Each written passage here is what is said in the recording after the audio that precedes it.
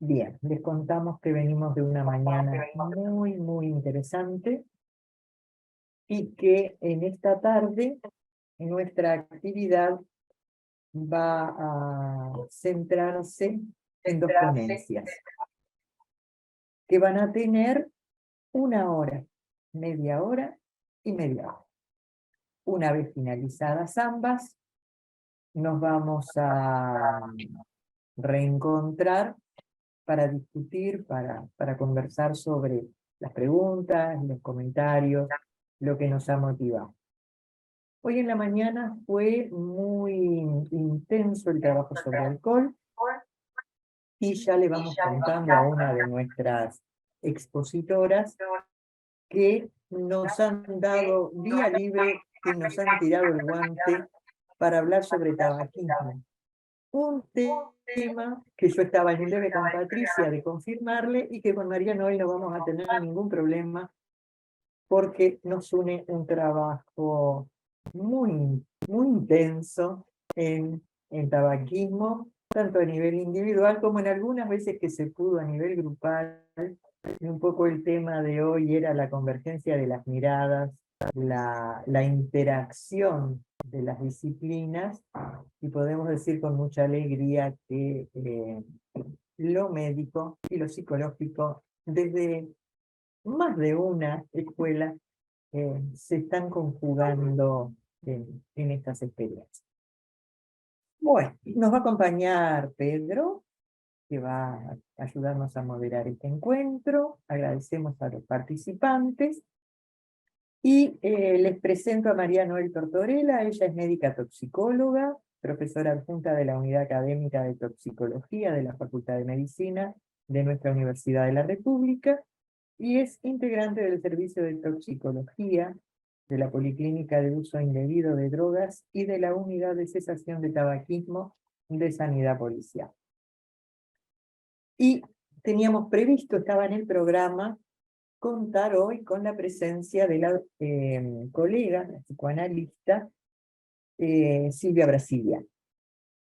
Silvia Brasiliano integra junto con la doctora Patricia Brunken-Trinker-Hochgraf, mil disculpas por mi mala pronunciación, pero ella ya sabía que iba a suceder, que es médica por la Facultad de Medicina de la Universidad de San Pablo, y que particularmente con Silvia Brasiliano tienen una apuesta de trabajo de la que nos van a contar, de la cual se va a hacer cargo hoy Patricia, y a quien le pedimos a su vez que le agradezca de nuestra parte a Silvia la deferencia y la confianza que ha tenido para estar de alguna manera hoy un poco diferente entre nosotros. Patricia tiene una residencia en psiquiatría por el Departamento e Instituto de Psiquiatría del Hospital de Clínicas de la Facultad de Medicina de la Universidad de San Pablo, y es la coordinadora del programa de la mujer dependiente química del servicio del Hospital de la Facultad de Medicina, junto a Silvia Brasiliano. Es doctora en medicina en el área de psiquiatría por la misma universidad, socia fundadora de la Asociación Brasileña Multidisciplinar de Estudios sobre Drogas, y Silvia Brasiliano, como les contaba, es una psicoanalista socia de MESME. Les agradecemos a las tres, a María Noel, a Patricia, que van a iniciar este segundo tiempo. Hoy más temprano, integrantes de la Comisión Científica de UPCB nos daban la bienvenida. Y bueno, con Nora, con Jacqueline y con Nelson, que pienso que harían lo mismo ahora. Te damos la palabra, María Noel. Bueno, primero agradecer la invitación, porque siempre está bueno dar un punto de vista toxicológico, que es una de las especialidades de Facultad de Medicina del Uruguay. No en todos los países se tiene esta especialidad en Facultad de Medicina, y y dar también esta mirada a través de la toxicología, y el conocer también un poco las acciones que uno puede contribuir bueno, a lo que es el equipo de salud y a la vigilancia de cada país. ¿Ah? Entonces, lo primero que tenemos que saber es, bueno, ¿qué es lo que hace la toxicología? Y la toxicología es eso, es una ciencia que va a estudiar todos los efectos nocivos de cualquier agente químico, ¿tá? Que ingrese a un organismo. Y estamos hablando que la toxicología abarca mucho más allá de las drogas. Abarca plaguicidas, abarca fármacos, abarca venenos naturales de plantas, de animales ponzoñosos, o sea, es bien amplio. Y entre ellos están las drogas. Con lo cual, entonces, la misión de este médico toxicólogo es reconocer estos efectos nocivos, evaluarlos, estudiarlos y también dar a conocer a la sanidad lo que se espera, el tratamiento, el asesorar en el tratamiento, y todo esto se va logrando, por lo menos en nuestro país, gracias a que existe un centro de toxicología, que es único en nuestro país, en Uruguay, y que este centro de toxicología funciona con médicos. Entonces, quienes nos consultan a nosotros es el 90% la sanidad pública y privada del país. Que dentro de todas las funciones que hace este centro de toxicología, que es dar la información, asesorar, brinda todo lo que es el asesoramiento, desde el diagnóstico hasta el tratamiento, también tiene una función de vigilancia. Y esa función de vigilancia muchas veces la comparte esta información con los distintos organismos del Estado, que puede ser el Ministerio de Salud Pública, por ejemplo. Entrando más a lo que la OMS define como droga, es aquella sustancia que puede ser natural o sintética, que ingresada en el organismo por cualquier tipo de vía de administración, genere una modificación de nuestro organismo. ¿Tá? Puede ser una o de más funciones. Y que estas drogas pueden ser tanto lícitas como ilícitas. Por eso, cuando nosotros hablamos de drogas de abusos, siempre tenemos como en cuenta que la nicotina, el tabaco y el alcohol es una de las principales drogas de abuso que se utiliza a nivel país. Y después, dentro de las ilegales, tenemos ya un pool de drogas, que algunas están en aumento, como se ve, por ejemplo, que hoy la marihuana es lícita en determinadas condiciones e ilícita en otras, y bueno, se está viendo, por ejemplo, el aumento del consumo de marihuana. Bien, entonces, ¿qué hace estas drogas de abusos? Siempre tienen como una actividad psicotrópica. O sea, ¿qué significa que es psicotrópica? O sea, que tiene un efecto a nivel del sistema nervioso central. Y esto va a producir un cambio que puede ser de la conducta, del juicio, del estado de ánimo, de la conciencia. Y dado que este tipo de drogas, que ya lo dijimos, que pueden ser naturales o sintéticos, son utilizadas con fines diferentes a un fin médico. ¿Tá? Entonces, la definición entonces de droga de abuso va a el efecto que puede generar esa droga a nivel del sistema nervioso central, pero que sea un fin diferente a un uso terapéutico.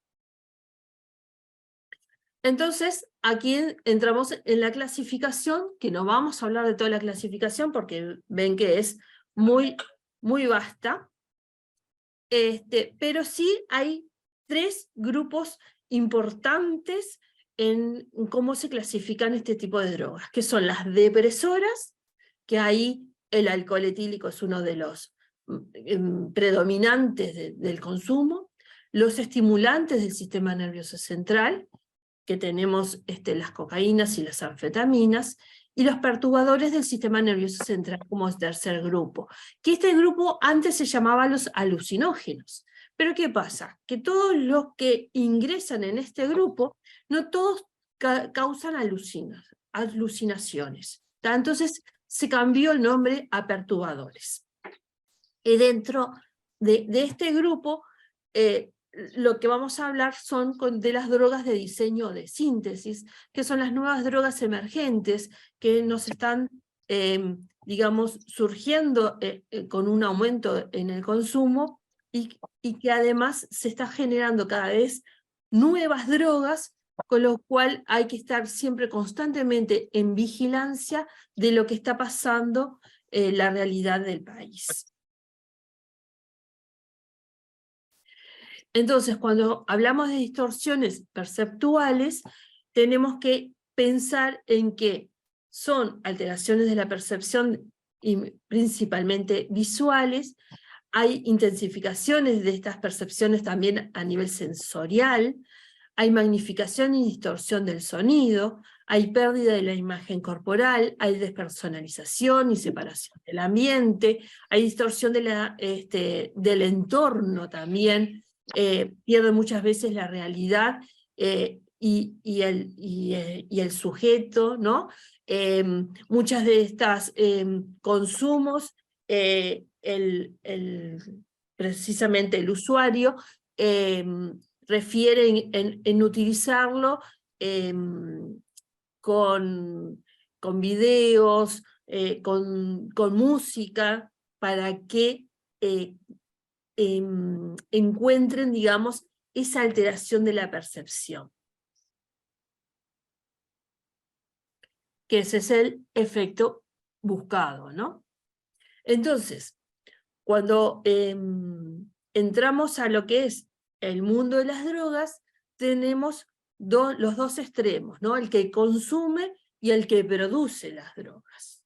¿Ah? Entonces, el consumidor siempre está constantemente buscando nuevas drogas, nuevas sensaciones, nuevas experiencias, pero con una dificultad para visualizar el riesgo de salud que determina cada consumo. Y eso es lo que nosotros vemos muchas veces en estos consumidores de estas nuevas drogas, en el que no tienen esa visión de daño, sino que está orientado al disfrute o a esa sensación o esos cambios, pero que nada le va a pasar, ¿no? Mientras tanto, en la otra punta están los productores o los distribuidores, que lo único que obviamente tienen para satisfacer al consumidor es ir creando nuevos productos. Nuevos productos que bueno, si bien por atrás hay un conocimiento químico, porque, y muchas de estas drogas de síntesis son farmacológicamente en algún momento fueron ingresadas o al mercado o intentaron el ingreso al mercado, pero que esa molécula no resultó por efectos adversos y fue descartada, desarrollan como a partir de esas moléculas nuevas drogas de síntesis, y eso es lo que lo lleva a que, bueno, el productor constantemente está diseñando y digamos, porque no es la palabra, me salía mejorar, pero no es mejorando la formulación, sino que está diseñando y cambiando las formulaciones, una para satisfacer al consumidor de nuevas experiencias, y otras para no ser descubierto, porque cuando se identifica una nueva sustancia en el mercado, ya están elaborando una nueva, porque así no se puede identificar, porque la identificación lleva un tiempo bastante importante, el conocimiento para también asesorar correctamente a un equipo de salud lleva su tiempo, y cuando ya empezamos a conocer el tipo de drogas que se están vendiendo en el mercado, ya hay un cambio. Entonces eso volvemos nuevamente a volver a estudiar, y estamos constantemente en esto. Entonces, hubo como también una evolución de estas drogas de diseño, de síntesis o emergentes, como hoy se está diciendo, en el cual empezaron culturalmente con lo que se llama cultura rave, que eran las fiestas electrónicas, en el cual la moda era ir a estas fiestas electrónicas y consumir, por ejemplo, las pastillas de éxtasis, asociado bueno, a la diversión, ¿no? Y a que solamente era ese consumo puntual. Hoy en día, estas mismas sustancias se están utilizando ahora ya en un policonsumo, en una mezcla de consumos. También tenemos la dificultad en el que, bueno, obviamente su venta es ilegal, y se encuentran con esta promoción de lo digital y lo nuevo y el internet, en el cual hay como toda una línea de ingreso de venta de estas sustancias a través de lo mismos.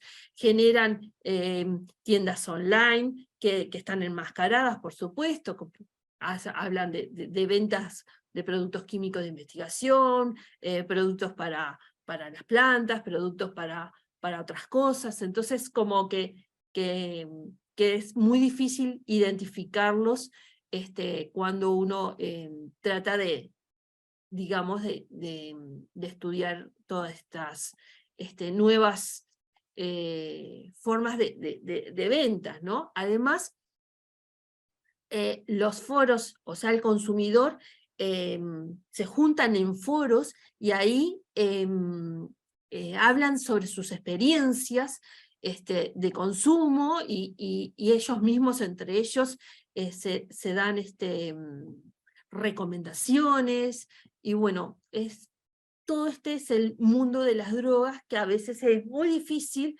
llegar a conocer, para que en el momento que hay un cuadro grave, una intoxicación, una sobredosis, podamos tomar las medidas correctas para su tratamiento, y para ver en el futuro si hay secuelas, si hay efectos crónicos, en el cual eso lleva muchos años de estudio. Bien, entonces, para no repetir, habíamos hablado de que estas sustancias son de orígenes múltiples. Hay muchos de origen natural, de plantas, y cada una tiene también su efecto, ¿no? Ir conociendo exactamente la clínica de cada efecto también es un desafío. Bien. Algo que encontré que fue interesante era que, bueno, que en el Reino Unido, y qué es lo que pasa obviamente en todos los países, toda esta información que le llega al consumidor es una información totalmente inadecuada, escasa, de muy mala calidad. Entonces le dan una seguridad al consumidor que cuando en el momento precisamente de tomar la droga, hay un mundo totalmente desconocido, por decirlo de alguna forma. Entonces, a veces el consumidor se asusta porque no sabe lo que le está pasando, no entiende los riesgos, o la pérdida total de la voluntad de lo que está haciendo es algo que también asusta mucho, ¿no? El perder el control del propio cuerpo.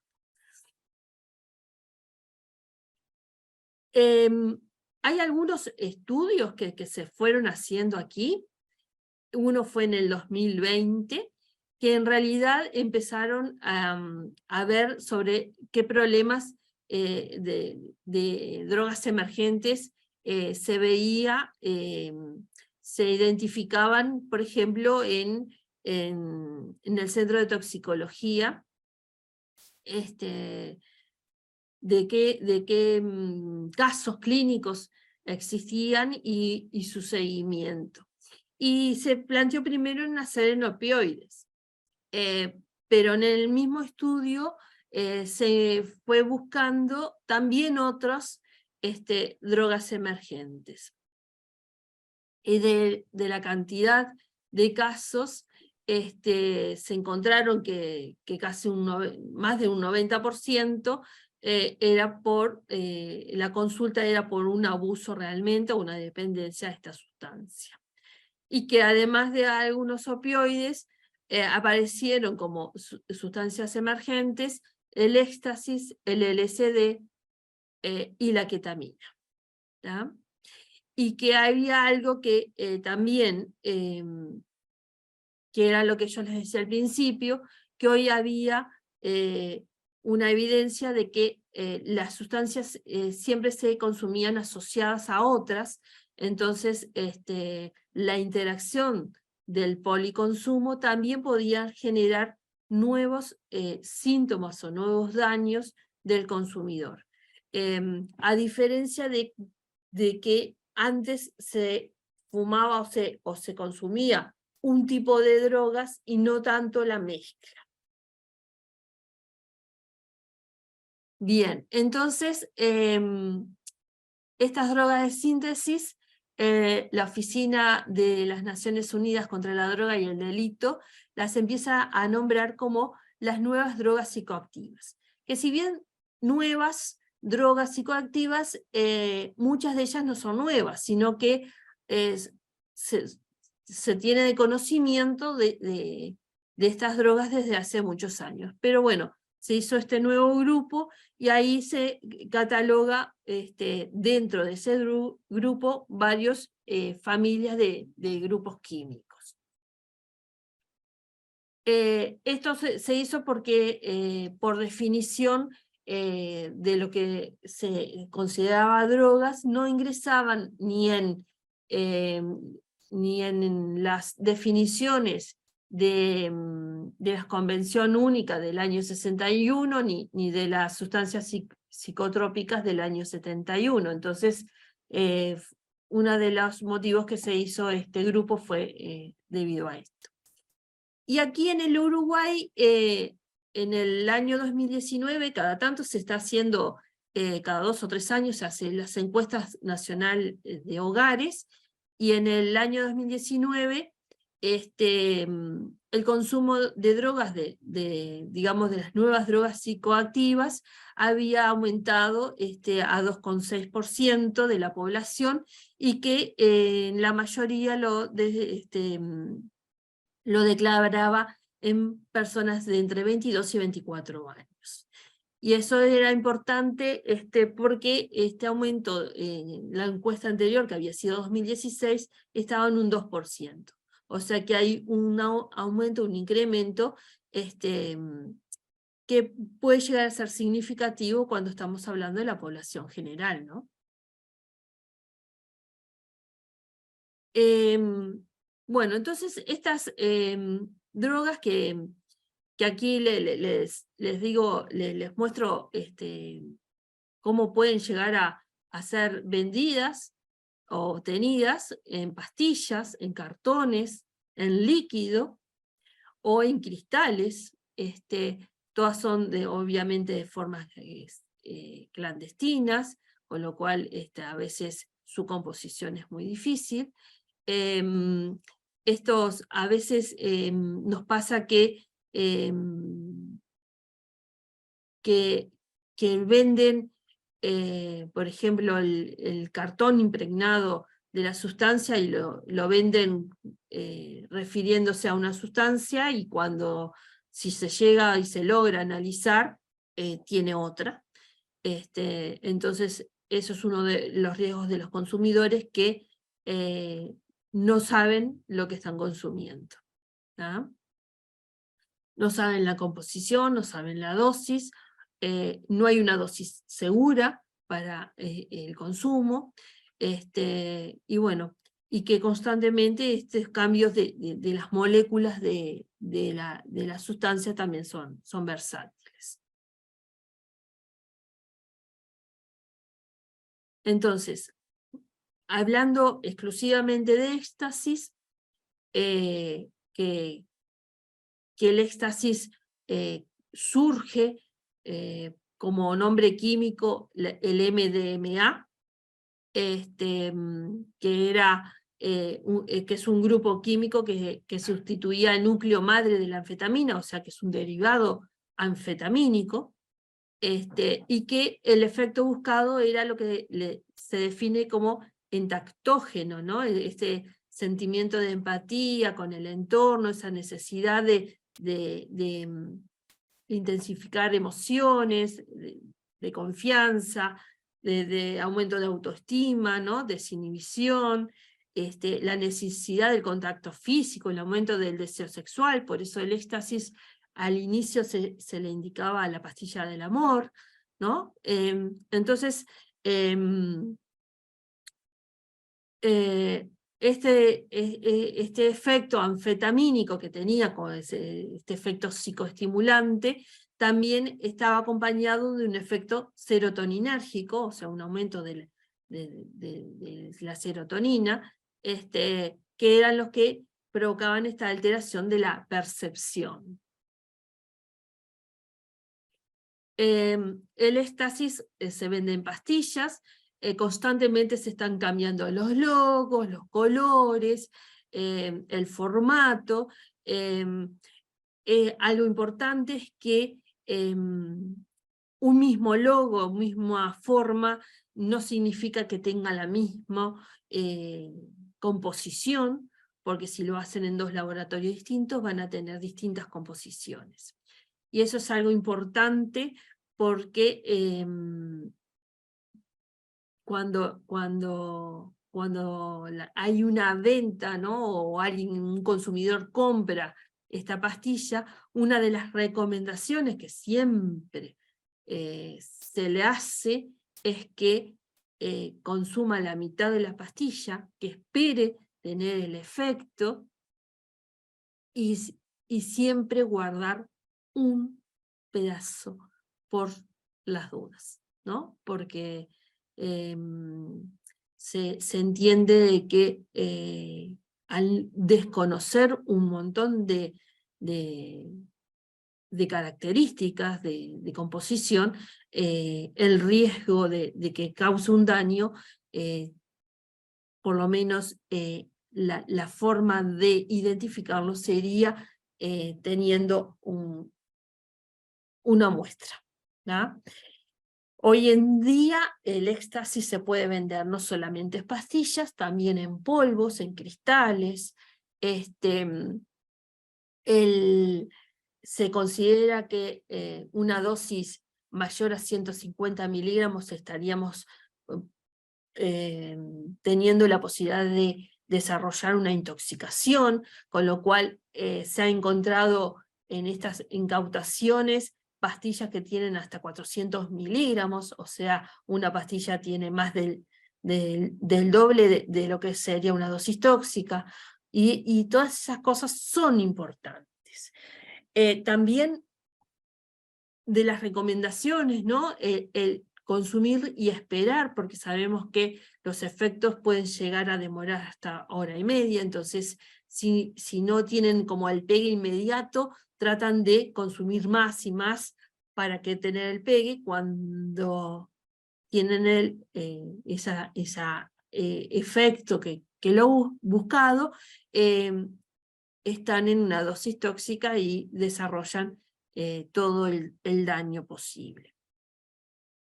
¿Qué está pasando hoy? Que cada vez que uno compra una pastilla de éxtasis, hay que dudar si realmente es puramente MDMA, que es la sustancia más conocida y la más estudiada por nosotros. Entonces, puede tener adulterantes o puede tener otras sustancias que no sean MDMA.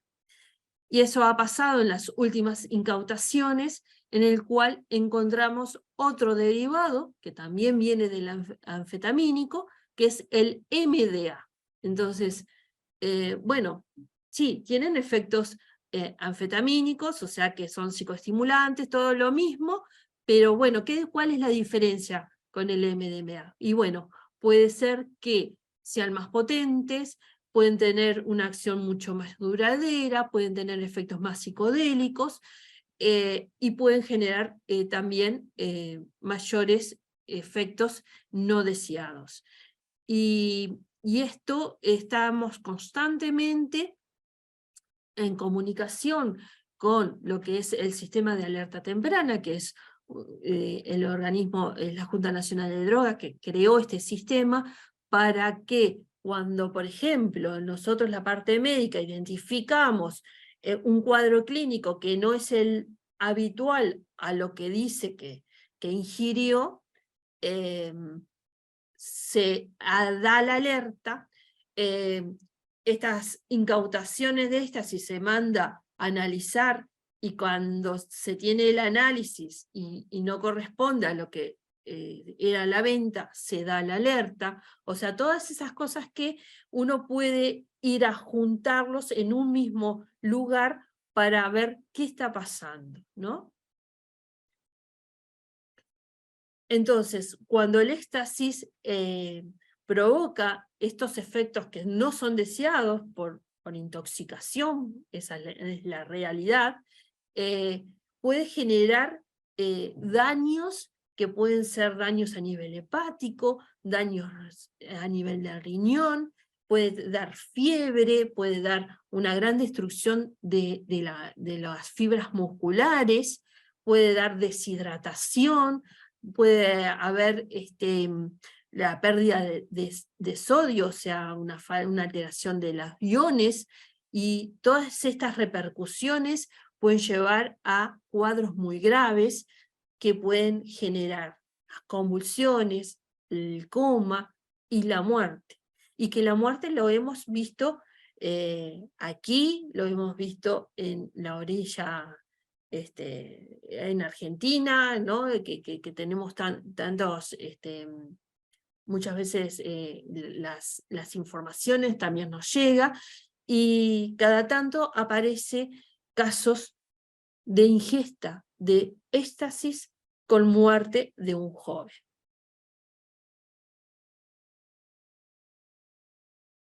¿Qué está pasando también? En que hay venta de éxtasis, pastillas, que no son MDMA.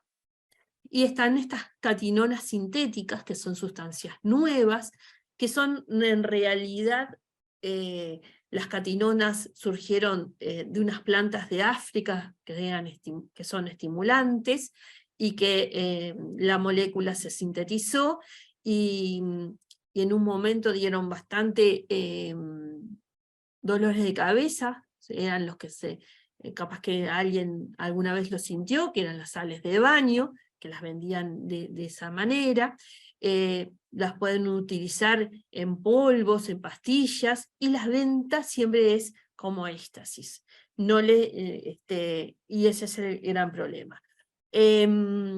si bien son también estimulantes del efecto del sistema nervioso central, emulan muchas veces a la cocaína o a las anfetaminas o al éxtasis, puede generar también otros daños en el cual tenemos que estar atentos porque pueden ser más potentes o cuadros más graves.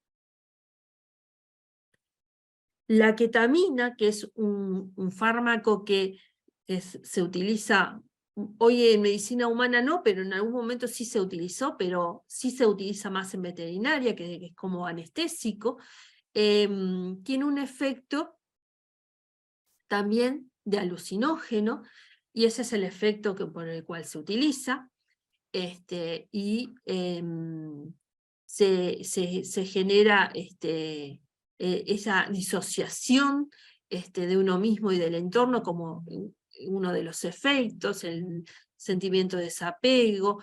El efecto anestésico de la ketamina se ha utilizado para las agresiones sexuales, con lo cual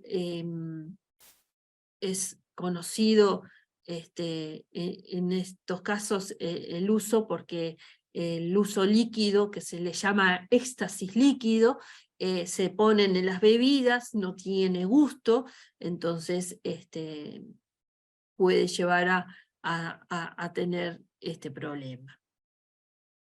Puede haber cuadros graves, porque hay que recordar, si bien es un alucinógeno, pero también es un anestésico y puede en dosis altas llevar a un coma. Y puede haber otros daños que son característicos de la propia ketamina, pero también de la mezcla.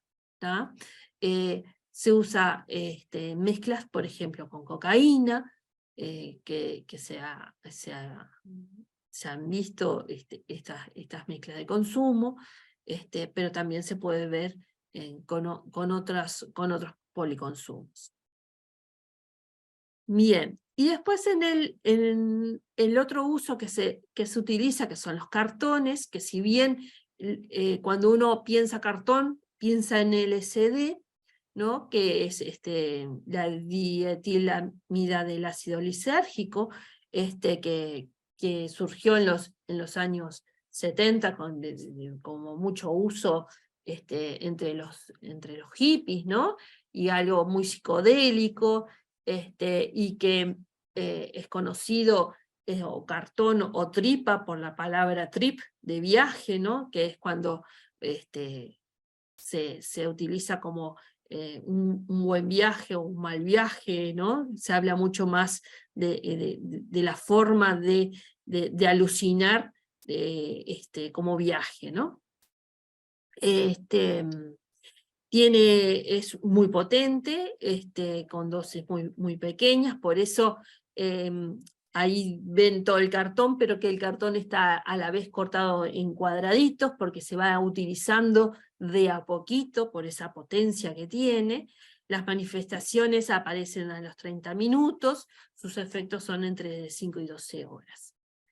¿Qué está pasando hoy en día con los cartones que se venden como LSD, que en realidad no son LSD?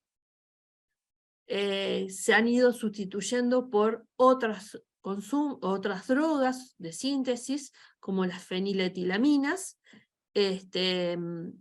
Hoy en día tenemos este tipo de sustancias totalmente sustituyendo al LSD, que son también alucinógenos, son fuertes estimulantes, con lo cual vamos a tener un aumento de la frecuencia cardíaca y de la presión arterial, pero también podemos tener cuadros graves de fiebre, de convulsiones y de muerte por estos cartones. Esta sustancia no solamente en cartones se pueden encontrar, sino también se pueden encontrar en otras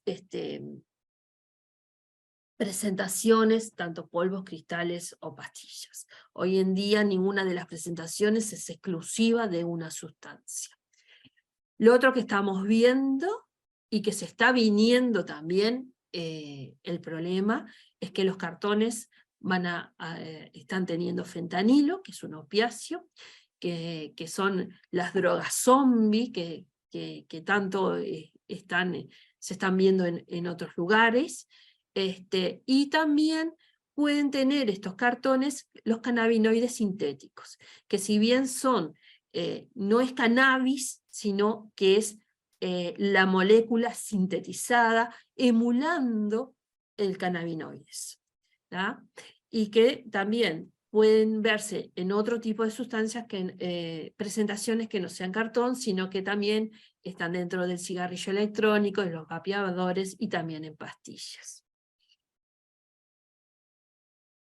Bien, y después, para terminar, frente a otros aportes toxicológicos, saliendo de lo que son las drogas de síntesis, esto es una encuesta que se realiza a nivel de los estudiantes de 13 a 17 años, o sea, aquellos que están escolarizados, sobre los consumos. Esto se hace creo que también cada 2 o 3 años, este es el último, y se le pregunta sobre los consumos habituales, ¿no? Y como ustedes ven, el alcohol, que es el primero, es el que se mantiene como uno de los consumos más habituales en esta etapa generacional.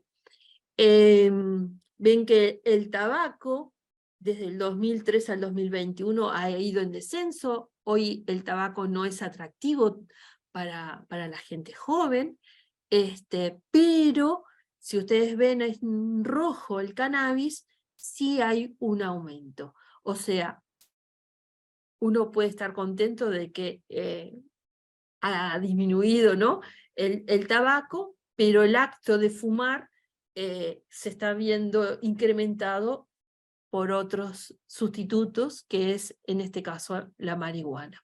Y que a este nivel, donde hay un desarrollo neuropsicológico todavía madurando, el cannabis no está bueno en esta edad estarlo consumiendo. Y lo que empezó a llamar la atención, que antes del 2014 capaz que no se desconocía o no se preguntaba tanto, en el cual los mismos estudiantes empezaban a referir el consumo de lo que son las bebidas energizantes. Y eso empezó a hacerse a registrar, y como ven, ha habido un gran aumento sobre las bebidas energizantes. Entonces, bueno, ¿qué aporte vamos a hacer sobre las bebidas energizantes? De esta encuesta, bueno, lo importante, lo que yo les había dicho, el alcohol, que es lo que más se consume, pero que el alcohol y las bebidas energizantes, el inicio de su consumo es a partir de los 13 años. Bueno, se ve más en varones, o por lo menos que inician más tempranamente, y el consumo de cannabis y de tabaco, como ven, están alrededor entre los 14 y 15 años. Pero, ¿por qué es tan importante estas bebidas energizantes?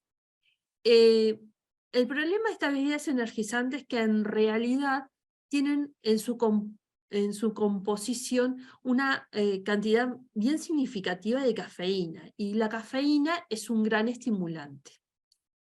Y además de cafeína, muchas veces acompañan taurinas y guaraná, que también son muy estimulantes. Entonces, ¿cómo es el consumo? Es la ingesta simultánea con alcohol.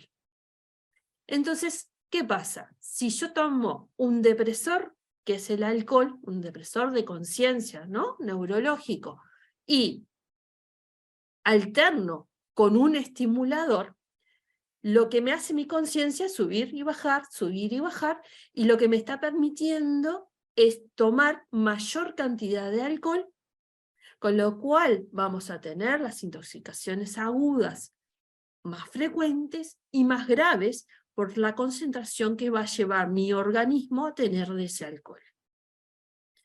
Entonces hay que tener cuidado con estos consumos excesivos de ambos drogas.